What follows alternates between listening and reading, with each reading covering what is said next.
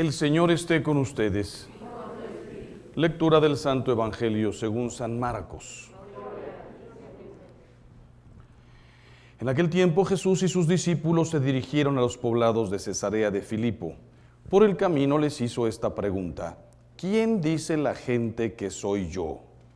Ellos le contestaron: algunos dicen que eres Juan el Bautista, otros que Elías y otros que alguno de los profetas. Entonces él les preguntó: ¿y ustedes quién dicen que soy yo? Pedro le respondió: tú eres el Mesías, y él les ordenó que no se lo dijeran a nadie. Luego se puso a explicarles que era necesario que el Hijo del Hombre padeciera mucho, que fuera rechazado por los ancianos, los sumos sacerdotes y los escribas, que fuera entregado a la muerte y resucitara al tercer día. Todo esto lo dijo con entera claridad. Entonces Pedro se lo llevó aparte y trataba de disuadirlo.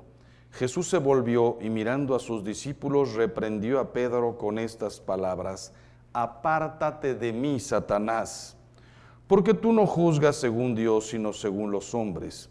Después llamó a la multitud y a sus discípulos y les dijo: el que quiera venir conmigo, que renuncie a sí mismo, que cargue con su cruz y que me siga. Pues el que quiera salvar su vida la perderá, pero el que pierda su vida por mí, por el Evangelio, la salvará. Palabra del Señor. Pueden sentarse. Para el próximo domingo pondremos más sillas para que nadie se quede de pie. Hoy tenemos dos enseñanzas en la liturgia hermosísimas, hermosísimas.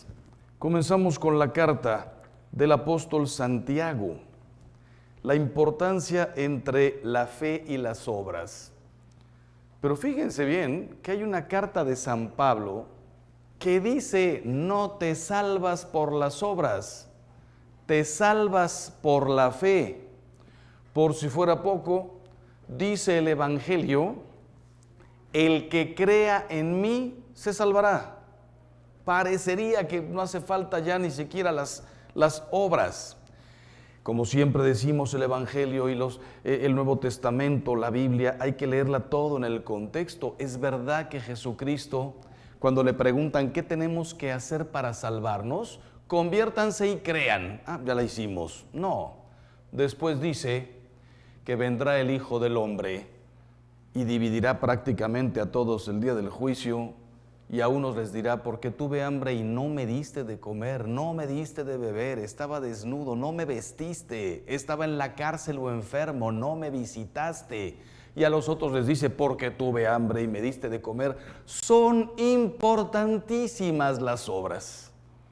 Aquí el apóstol Santiago, probablemente oyendo en aquel tiempo que alguien decía: yo ya creo, muéstrame tus obras y yo te digo cuán grande es tu fe. Y el mandamiento del amor de Jesús no es nada más respeto. Yo amo mucho si no peleo y si respeto. El amor se ve en las obras. Por si fuera poco, 2000 años de iglesia, con una cantidad de obras. No hay, por decirlo así, un instituto en todo el mundo que haga más obras de caridad y de beneficencia como la Iglesia Católica. No lo hay. Y piensen que hace 100 años, hasta los hospitales, los colegios, todo era de la Iglesia. Los gobiernos de todo el mundo se pusieron las pilas hace 100 años. La educación la trajo San Juan Bautista de la Salle, dominicos, franciscanos, jesuitas, agustinos. La evangelización, todo lo hizo la Iglesia. Antes estudiaban los príncipes, los reyes, con algún tutor personal en el castillo. ¿Quién puso a disposición la educación para los más pobres que simplemente no interesaban? ¿De quiénes eran los hospitales? Del gobierno. Todavía los mejores hospitales del mundo tienen nombres de santos. San Luke, San no sé qué más, ahí en Estados Unidos. Todo era de la Iglesia. Está clarísimo la importancia de las obras. Y entonces hoy, cuando recibas la comunión, cuando te salgas por ahí ya camino a tu casa, hazte esta preguntota: ¿estoy involucrado en algunas de las 10,000 obras de caridad que tiene la Iglesia? Tu parroquia, tu movimiento, tu apostolado, las niñas, las madres solteras, la gente que está en la cárcel.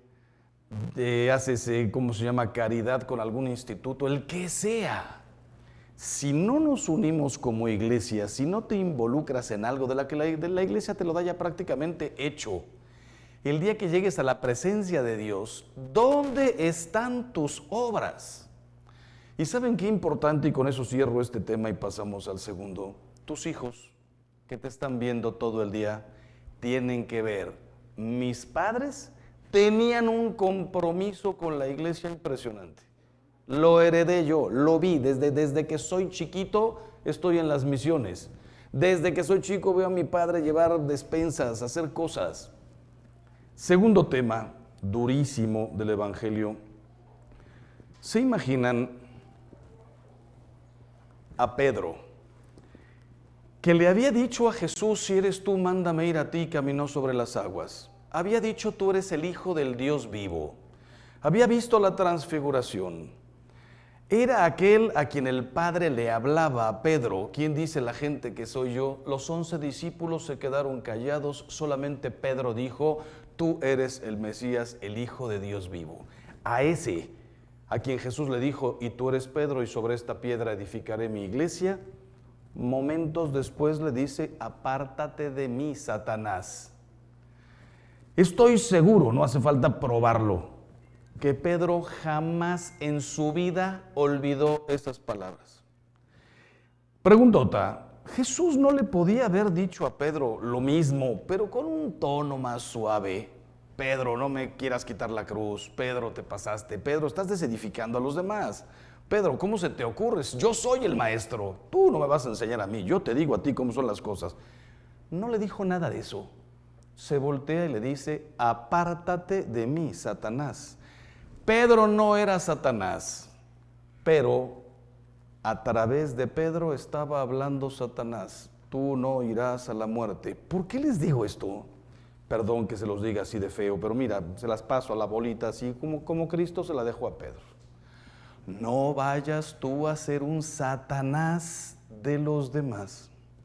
Un amigo que me lleva a la perdición. Ya estoy casado y un amigo me presenta a otra persona. Apártate de mí, Satanás. Una persona me está invitando a robar en el trabajo. Apártate de mí, Satanás. No lo escuches, pero te la puse hoy al revés. No seas tú un Satanás. Yo cuando oigo, voy a dejar a mi marido, voy a dejar a mi mujer, hay veces que simplemente no hay otro remedio.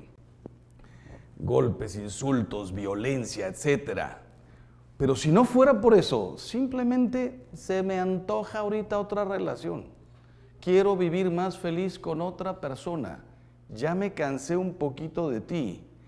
¿Te das cuenta de las consecuencias de tus actos? Familia, matrimonio dividido, hijos bailando por aquí, por allá, perdón que te lo diga. Te dejaste embaucar por Satanás. Si Cristo se lo dijo al jefe de la iglesia, y así de duro, nos está diciendo a nosotros, no vayan ustedes a hacer lo mismo. ¿Y qué es lo que pedía Pedro? Le dijo, intentó disuadirlo de la cruz. Disuadirlo de la cruz. Y por la cruz nos venía la redención. Todos nosotros tenemos una cruz, todos. En la vida sacerdotal, en la vida del matrimonio, enfermedades, problemas económicos, lo que sea. Carguemos nuestra cruz con altura, con dignidad, en lugar de pensar quitárnosla, porque es por la cruz por la que vino al mundo la redención.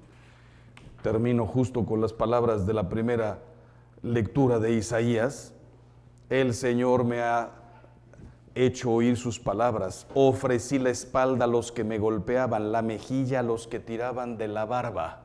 1000 años antes de Cristo, la profecía de lo que iba a hacer Cristo. Y llega Pedro y dice, tú nunca sufrirás. Apártate de mí, Satanás. Que así sea. Creo en un solo Dios, Padre Todopoderoso, Creador del cielo y de la tierra. Creo en Jesucristo, su único Hijo, nuestro Señor.